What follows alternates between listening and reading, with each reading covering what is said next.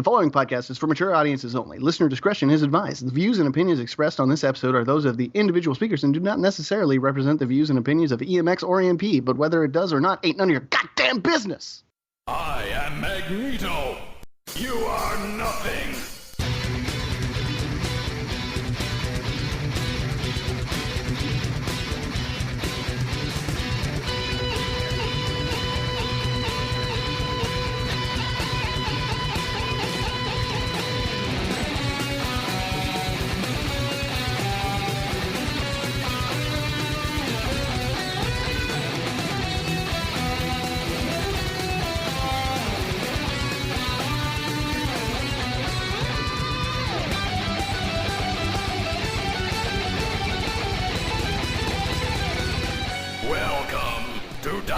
EMX, episode 82. We are back again, trying to, pick up and finish where we left off with things. With, no books being out. Marvel's wasn't putting out any books for the month of, April and May? Yep. So we had 2 months without new X books. So last episode we, covered the beginning of New Mutants, the graphic novel, and then the first 3 issues, I think, to get, a little feel of how the characters and who they are and how they first appeared. And we kind of skipped ahead a couple issues now, starting with issue 18. We're going to be jumping into the Demon Bear saga. But before that, we'd like to remind you, don't forget about our Patreon link, where you can help donate to the show. Whether it's $1 or above every month, if you donate to the show, you'll get a month early access to our EMBS episodes and other goodies as the tiers go higher and higher. So do check that out when you get a chance. What's the Patreon link? 'Cause this one's not working for some reason. Well, the direct one is patreon.com/EMPcast. There we go. So, this is EMX. I am Corwin, and with me is... Fiat. Who I'm stealing all his lines this episode. Yes. That's fine. And we don't have a guest. It's just me and Corwin again. Chilling because like villains. Reasons. Yep, so I'm kind of excited. It's funny because I was gonna ask my co-host on the on our Avatar podcast, who is a comic book fan also, to do this episode. It was just too last minute in order to get him to do it. But I don't know if you remember anything about Avatar, but we happen to cover the episode where there's a evil bear spirit. No, I don't remember. But it's that like one. A panda, and so it's just weird coincidences that we're covering these issues with the demon bear. That is kind of freaky. Yeah, it's just like a weird, odd coincidence. Yeah, so I have read this bear is way more menacing than the one for the show. Well, I was going to say, I have read this before, and I know this is your first time, so I'm really excited to hear your thoughts on it, which we'll jump into in a little bit. But listeners out there, definitely, if you guys want to hit us up on our Facebook page, facebook.group.earthsmightiestpodcast.com, you can actually come chat with us and, talk a little bit about the issues and things like that, or any other thing else. So we definitely look forward to it, so please do, hit us up. Indeed. So I'll stop talking since I already stole all your lines, and I'll let you do the rest. Well, I don't know. Is this worth us timing? Nah. Yeah. 4 issues? Nah. So this will be uncut, uncensored, unscripted conversation about the New Mutants books from August to November 1984. I was 2 years old then. Watch for spoilers. Because, if you haven't read it yet, you got no excuse. And hang on to your seats because we are starting now. Indeed. So, books were only 60 cents back then. Can Can you believe it? But I mean, look, 1984. I mean, Yeah. different times, totally different times. And I think Yeah. they also had the newsstand as well as the direct editions back then as well. So these books were everywhere, back in them days where you can find magazine stands on the streets and stuff. You could get 8 issues for $3.99 or for $4.99. Like that's how much would an annual issue, right? Like a double size, quote unquote double size issue. True. Right? It's $4.99, right? Yep.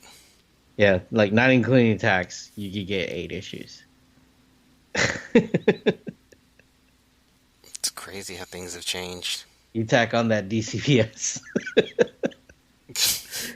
Tack on that DCBS a discount too. All right, so Yes, this is Chris Claremont and Bill Sienkiewicz. yep, you got it. You got it. Yeah. And I guess I have to say I remember you guys talking about this series and like I kind of laughed, right? Like where I'm just like Demon Bear, really? And then you guys were just like, no, for real, like Demon Bear. And then I was just like, oh, Demon Bear. This is like, the Demon Bear is actually fucking creepy. It is. And menacing. You're just like, oh wow, okay. And I'm trying to rack my brain. Well, when we get to the end of the issue, we'll talk about that part as well. But this issue, I mean, the first page is just an awesome, I don't know what you call that, a collage kind of, Yeah. where Danny's under a blanket and like the face of the demon bear is forming in her blanket. But what I totally forgot was we get a little introduction of Rachel Summers in here and her history and her coming, trying to visit the mansion. So there's a lot of, well, not even a lot of, but here's a little intercutting between the two books that, we don't really get too heavy on these days, where they account for continuity. Like, if Wolverine's off in a mission in Japan, then he's really out of the X books for those couple months while he's in Japan. Right. They were really tighter with it back then, but how'd you like the issue? Talk a little bit about it. I'm gonna shut up now. I mean, like, I don't know. Like, I guess at this point, how many books are there? Right? Is there?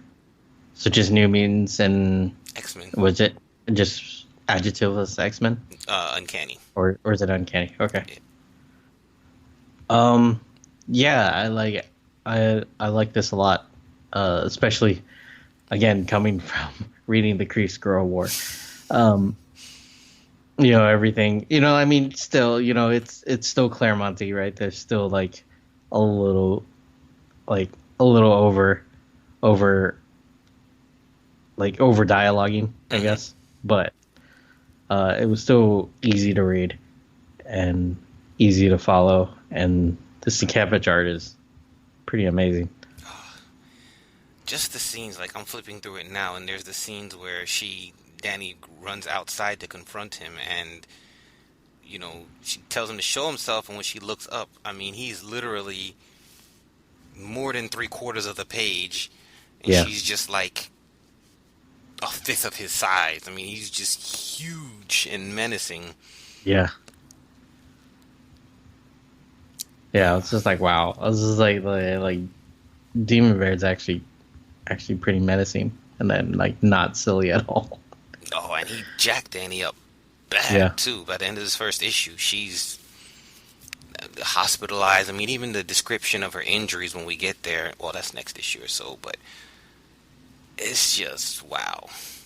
I mean, and even in like the first 2 pages, like that part where Professor X gets shot, you're just like you can see like the dynamic of it. Like you can see it, like it doesn't look like stiff, right? Like there's like it looks like he's in motion, and like the action, like just the kind of action that you don't really see or they don't do really well in modern comics. Yeah.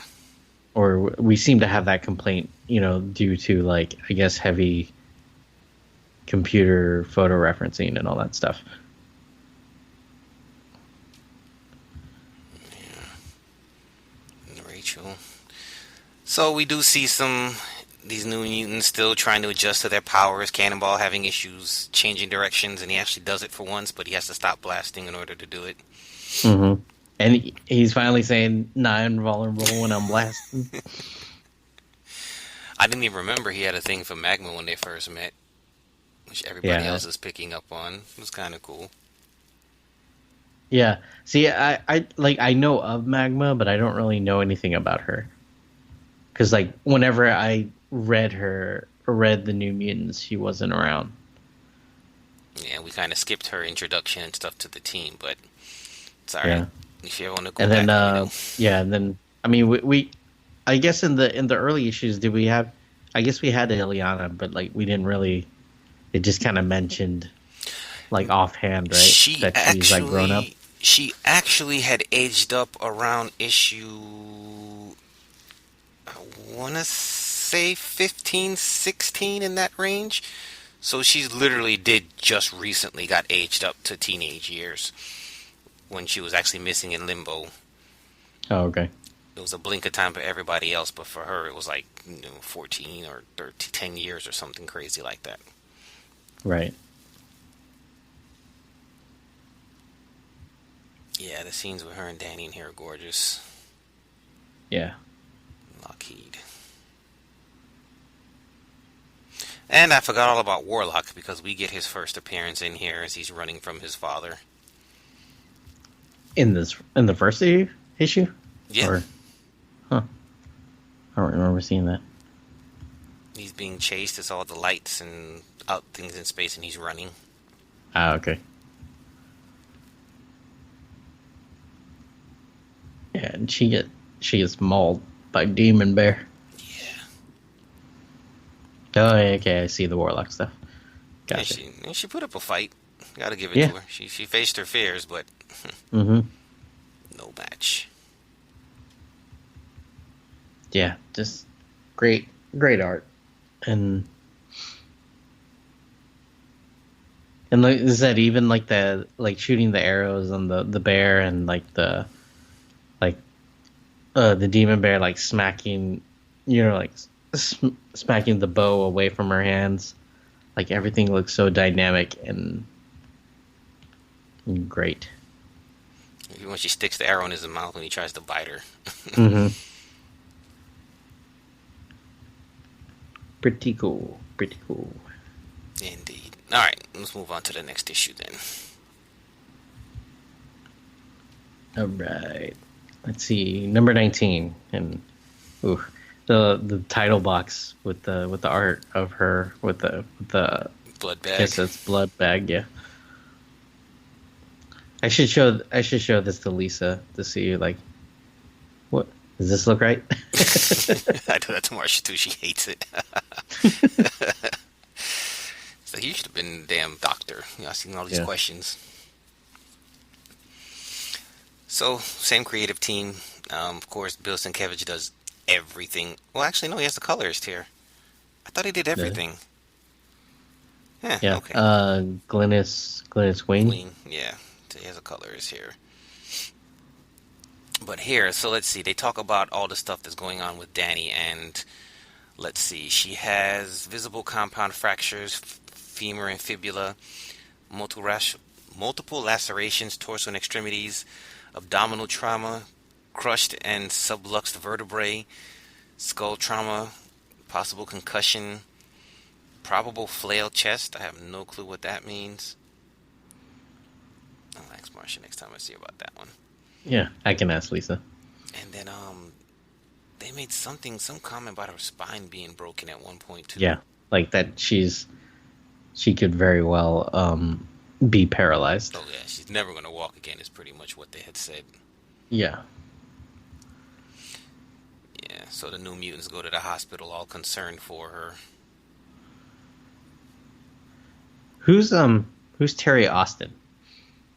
Do No clue. It's been too long for me. The police officer?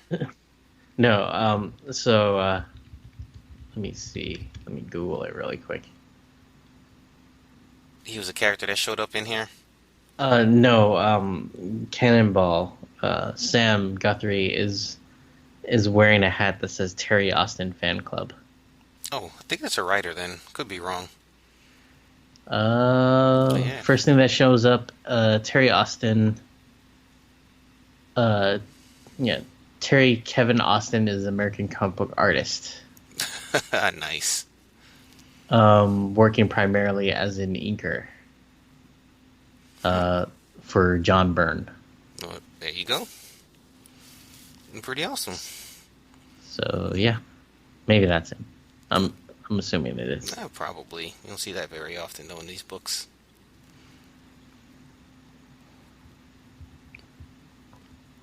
But yeah, this is I guess this is it's pretty dark.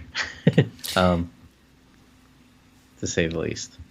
It is. I do like how Claremont does intercut like different stuff going on in the X-Men universe. So like last issue we saw Rachel and her trying to, I guess she just landed here in our time and she's trying to find Xavier, but of course when Ileana answers the door she's much older than she should have been at the time. But so right there, there's some differences. But in this issue we get to see the Starjammers, who are out in space, and of course Warlock goes whizzing by them once again. So Claremont just kind of has fun still touching base, and we get to see Carol. Yeah, we get Binary. We get Binary here. Yeah, so man, it was like a lot has changed since from issue 1 to now, like to issue 18. 19, right, yeah. so within 1 year she became Captain Marvel and then also became Binary. No, she was Binary for, you mean Miss Marvel? Yeah. She was Binary for a while after the Rogue thing. So she was Miss Marvel first, and then she lost her powers of Rogue, and I think Binary came in. Oh, wait. I was just like, I'm mixing up, I think, Kree Skrull War, where she wasn't powered at all. Oh. I think that's why. Yeah, that's like 20 years, though. Oh, okay, yeah. Okay, that makes more sense. I was just like, wait a minute. Because like, I was thinking like she showed up in the early issues of New Mutants, but that's not right. No. Okay. That's Avengers. Never mind. I'm mixing up our episodes. I mean, it all does sort of blend together, but... Yeah. So yeah, Starjammers, Lilandra, a little bit of, everything going on in outer space, as well as Warlock just heading towards the Earth, trying to escape from his dad. Mm-hmm. So what else do we have in here? A few little jump scares as Rain in her wolf form scares the cop, who's... I love the scene with him and the nurse flirting with each other. Yeah. I'd be laughing. And then these doctors, I'm pretty certain these doctors are supposed to be actual people, maybe that work at Marvel, but good stuff.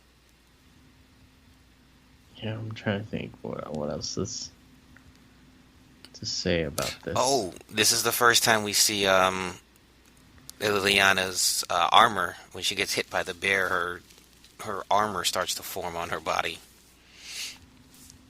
Her magic armor. She doesn't have that armor anymore, right? No. Or it doesn't like develop right. She doesn't have like a metal arm or anything. No, she doesn't. She doesn't use it. I don't think we've seen it. God. Like, do they explain? Like, did she get rid of it, or did they just stop making her use it? All right. So, long story short, this Ileana is dead. The other Ileana is, I believe, she was created by Belasco. Oh, okay. But then he had to take the soul stones from Ileana, giving this other version of her part of her soul. I don't think she's worn the armor since she's died. Ah. Okay. Could be wrong. But, Bendis made her absorb the whole power of Limbo as well, so I don't know. Right.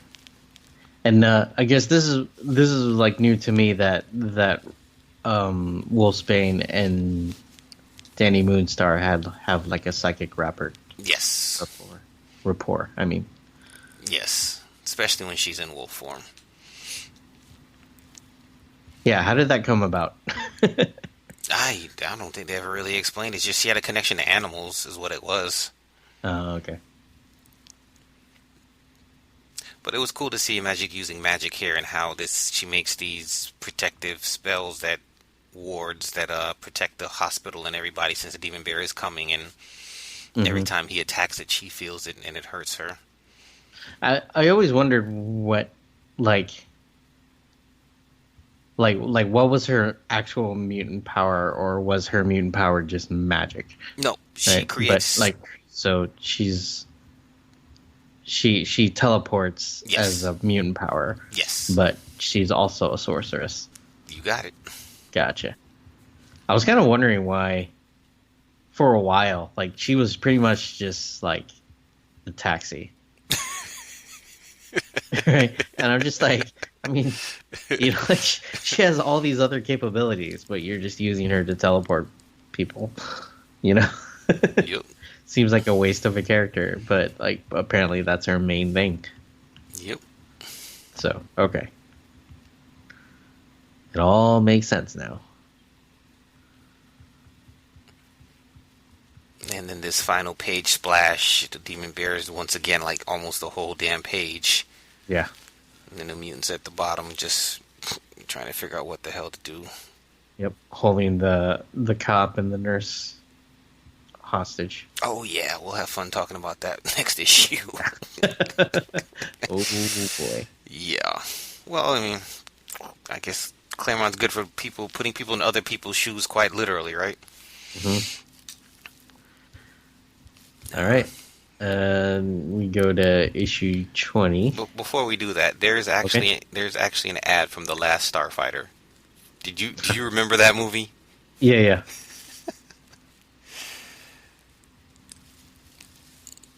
And Star Wars, the arcade game. Lord. But yeah, The Last Starfighter. Wow.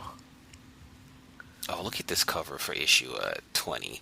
It's like very painterly painted, and then you got Magma in the front just looking like ridiculously cartoony. Yeah. Very interesting. It's like, I was like, oh, we need to add Magma. And then they gave it to somebody else. Like, I don't fucking know. But you know what? Now that I've actually reread the story and everything, I didn't even take it that on this cover Liliana's trying to kill her or hit her with her, strike her with her sword. I mean, it looks like they're both kind of looking off in the distance. Right.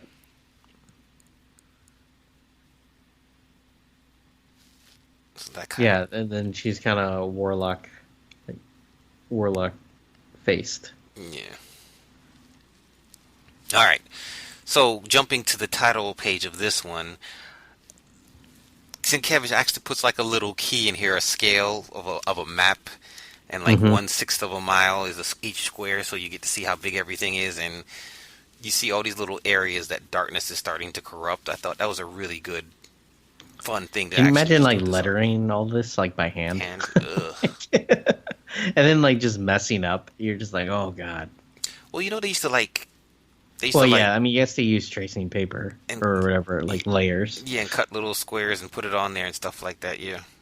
But still, man, that's a pain in the ass. That's some commitment.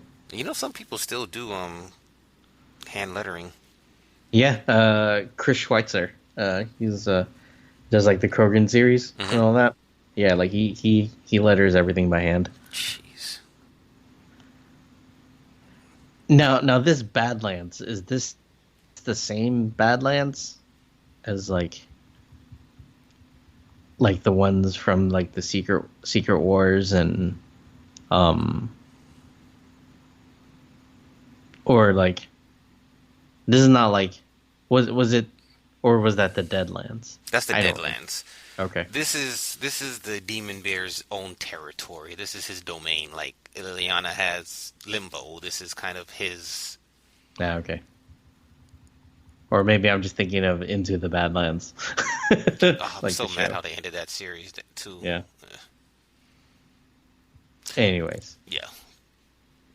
So yeah, the But new yeah, it was kind of cool seeing the map like increase like in the darkness and how the demon bear was getting stronger and stronger. Yup. And then he takes the police officer and the nurse and literally Yeah, impales rewrites them. them. Yeah, Yeah. completely rewrites them, makes them his servants, but then they're Native American Mm-hmm. in their forms, in their demon forms.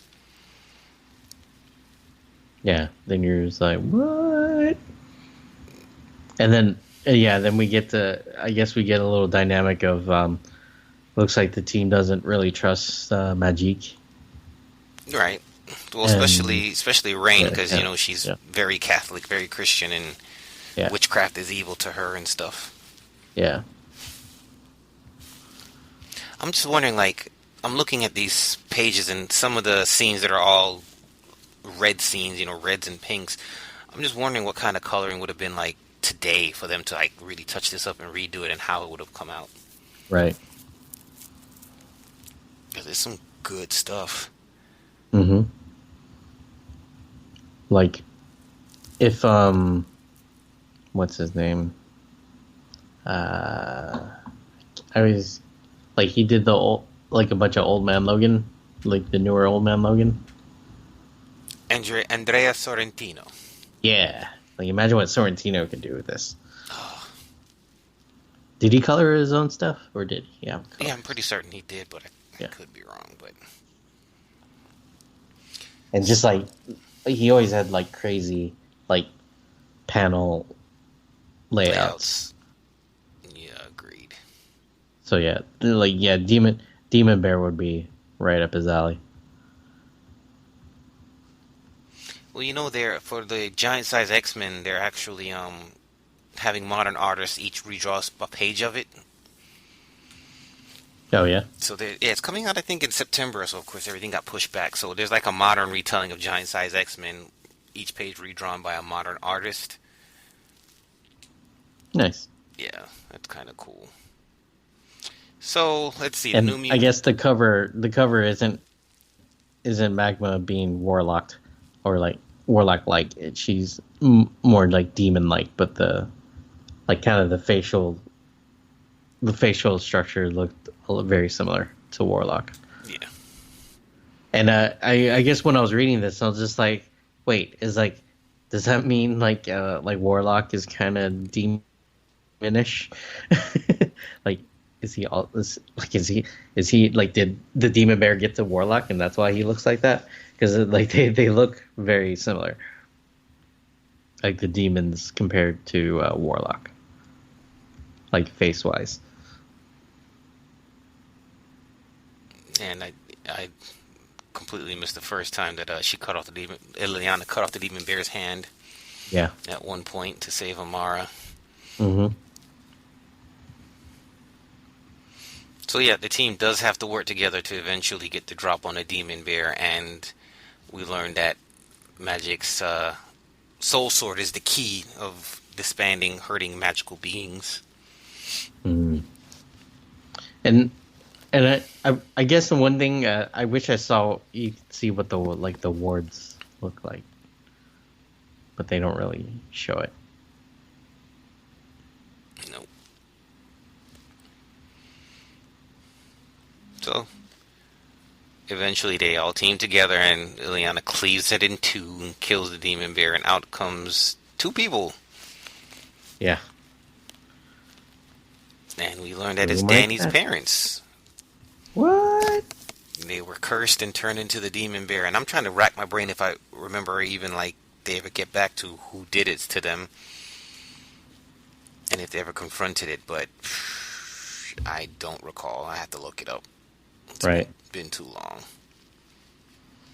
But Danny's hospital is able to stabilize her, and then we see Storm show up in her mohawk, and she brings the Morlock healer to help stitch Danny up, so now she's going to be able to walk again, but she does need time to recover, and then Danny meets her parents, who she thought was dead, and thus ends the main story.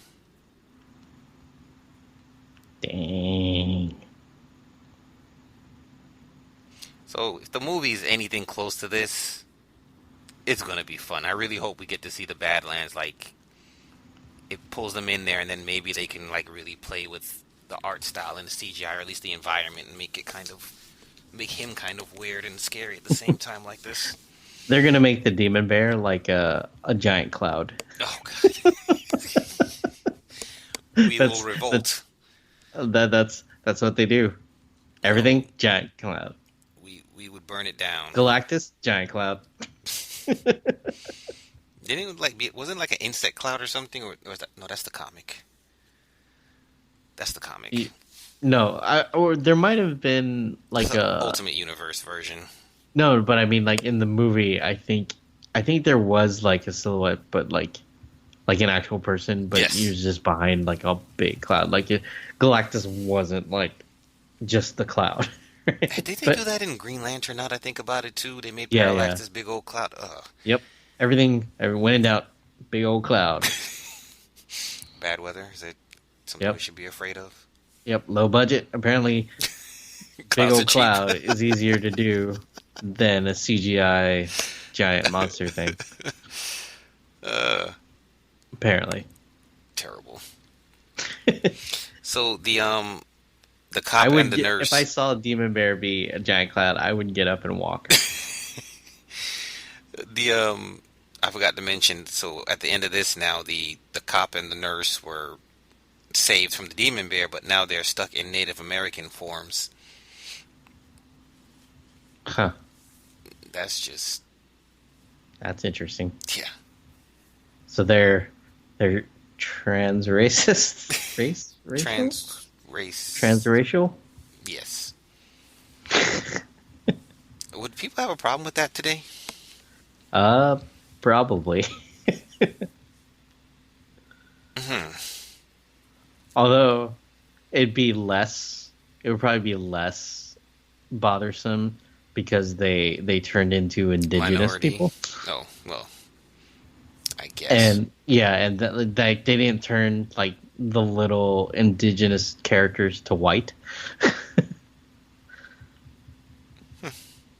So maybe that would be, but of course that would be at the same time you would have like the racist comic skaters. They'd be like, well, they changed these people into Native Americans. You didn't say anything for that. We're just like, what if they made Black Panther white? That's always the argument. Oh Lord. Like, well, this is years before Claremont created Asian Psylocke, so right. And yeah, this is a different time, and we can at least acknowledge that. Yeah. No, I'm really curious. I mean, like they were minor characters anyway, so I don't know. I'm really curious what happens to her parents from here on, because I don't remember them being around at all. Yeah. It's starting to bug me. So I did try looking up her parents, and there's nothing. It seems like they're alive and fine after this. I don't see anything hinting at if they ever explained who cursed her parents into this form. At first I thought it might have been the adversary, which would have been one of Forge's main enemies, but I don't know. So if listeners out there know, who did that to her parents, who cursed their parents, if they ever get to that story, that backstory, do let us know. Yeah. Oh yeah, you mean like who turned them into the demon bear in the first place? Yeah, I don't think they ever explained any of that. Not that I can remember. But it seems like a big, big thing to try to explain. If only we had Alex here. He seems to be more of the New Mutants expert. I don't know. I don't think they ever explained it. Which is a crime because it's such a huge story. Anyway. Yeah. And I guess this was a little off-putting, or just like a little kind of threw me off because, like I just thought, these issues were the Demon Bear saga, right? So, and like when we concluded in the last issue, I was like, well, what the hell is this issue going to be about? So, yes, the last issue was just a fun issue. It's the Slumber Party issue. This one cost $1. Holy shit. Who can afford that? I friggin' wish. This is 45 issues. I mean 45 pages. Oh, that's true too. Well, no, I think it's a little less. Hold on. I guess not including ads and stuff. Yeah, it's like 43, I think. Yeah. 41 if you count the covers and stuff. But yeah. Oh. I missed the pinup pages. I completely missed the pinup pages. Yeah. Yeah. Anyway. So this issue, once again, same creative team. But this was just the kids getting a little rest and relaxation and trying to have some fun. So it's a nice slumber party where they have a bunch of kids from town. They invite them to the mansion to come hang out with the kids. And, of course, Danny's in a wheelchair. But, the kids try to have some fun. I love Sienkiewicz's style, too, because there are times where it's just, wacky, crazy, disproportionate stuff. But, like, if you look after the splash page, that last panel with the girls at the bottom is just like some great actual figure drawing. Yeah. Just some beautiful stuff. And of course this issue is all about Warlock and how he joins the team. But a lot of pop references here. Tom Selleck, Michael Jackson. I can't even recognize who these other people are. Is that Sting? Yeah, I think. So, pop culture of that time. And I love the fact that they make Rain. They do her up with makeup, and Sam doesn't even recognize her, so she punches him in the gut. Yeah. And who's the girl with the glasses? I think she's somebody from just Westchester. Somebody from the... Yeah, she's wearing a onesie, like with the butt flap. It's open at one point. Yeah. When she's doing like Michael Jackson. See, this is the kind of stuff that I think that if they would have made a TV show just dealing with these things here, it could be successful without being hugely expensive. Right. And we got Cannonball skinny dipping.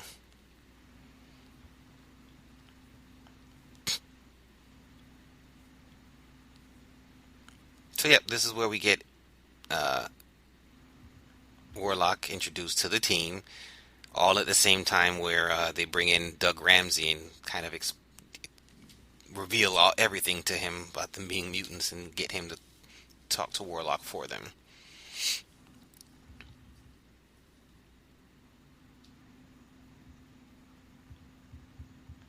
Yeah, I was just like, man, like Professor X is like the most trusting person ever, right? Like, just like, oh, hey, Cannonball, you tried to kill us before, but join the team. It's like, hey, menacing robot monster.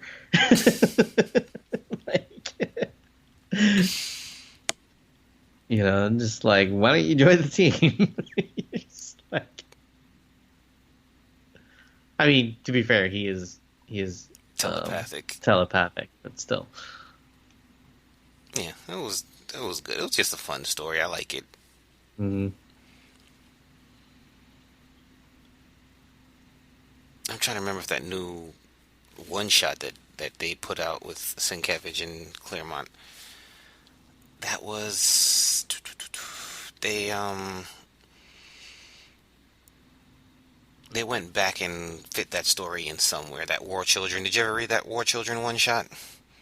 Actually, it's dated for November last year, so it probably came out like August or something. Did you ever read that one? No? You broke up. I Oh, didn't really. I was thinking if you read that War Children or whatever that one shot was they put out last year with Sienkiewicz and Claremont. Oh no, I haven't read that. I have not. I have to figure out where that fits in continuity, but yeah. On the wiki page for this issue, let's see. It looks like definitely Tom Selleck and Tom Selleck, Michael Jackson. Okay, yeah, those are tools I recognize as well. Yeah.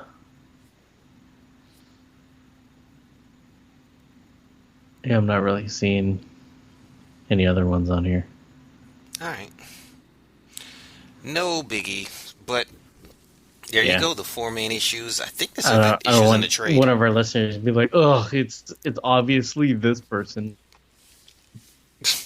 Well, we were 4 years old, so I was 4 years Say that old. again? I said I was 4. You were 2. We have good excuses not recognizing them. Yeah.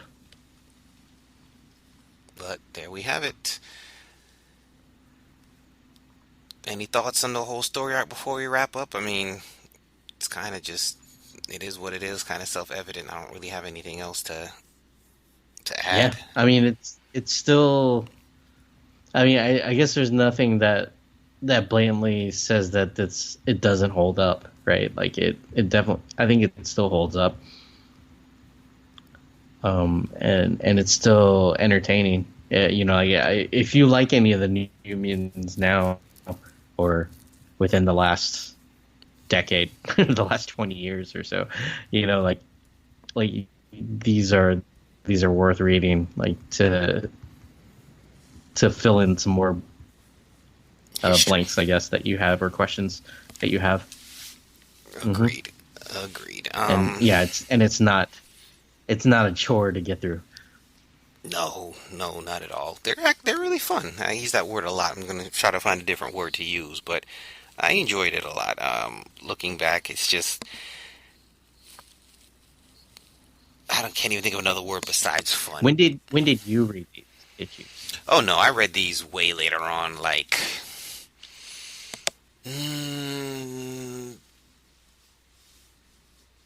so I didn't start reading Like in trade form, I guess. Yeah, it was probably in trade the first time I read it.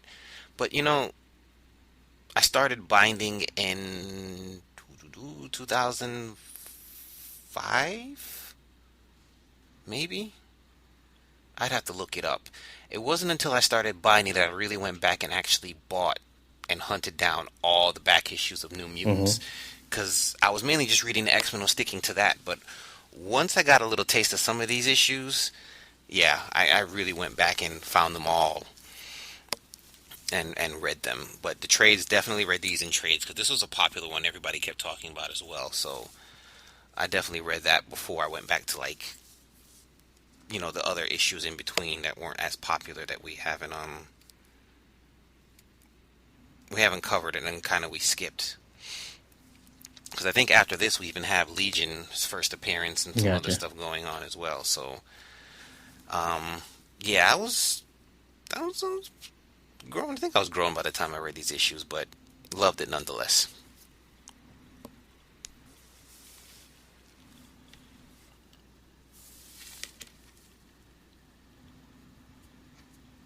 I got you. I guess so. With Danny Moonstar, like, do they say that she's definitely going to recover, or is she definitely paralyzed and they figure out a way to fix her? No, healer. Later. Remember, they brought in the Morlock healer dude. Oh yeah. So okay. he definitely fixed her up, the worst of it up, and she's definitely gonna be able to walk again. And she just needs time to recover. Okay. So like when she's in the wheelchair here, like, Yeah. she's not permanently paralyzed. Right. And Lockheed, Like, is he just going back and forth, hanging out with Kitty I'd and have to Munchie? I'd have to look and see where Kitty is at this phase. They were they in space? Let's see. When Xavier formed them, the X-Men were in space dealing with the Brood and stuff. So Right. afterwards, I'm not sure where Kitty. I'm not sure where Kitty is. I can actually tell you if you give me a second, but Yeah, it's fine. I was just wondering. that's what around this time with only 2 books and Claremont writing both of them, he did a really good job of. Mm-hmm. If somebody was gone somewhere, they wouldn't show up in the actual issues. Wolverine being a prime example, when his miniseries finally came out, he was out of all the X books because he was in Japan running around with Kitty. Gotcha. Oh, kind of going back to issue 18, in the initial scene where Rachel is kind of lingering around the X mansion, and the cop shows up, and in this kind of climate and situation, I'm like, 'cause she's white. She got away because she's white. He's like, is everything okay? And she's like, yep. He's like, okay, have a good day.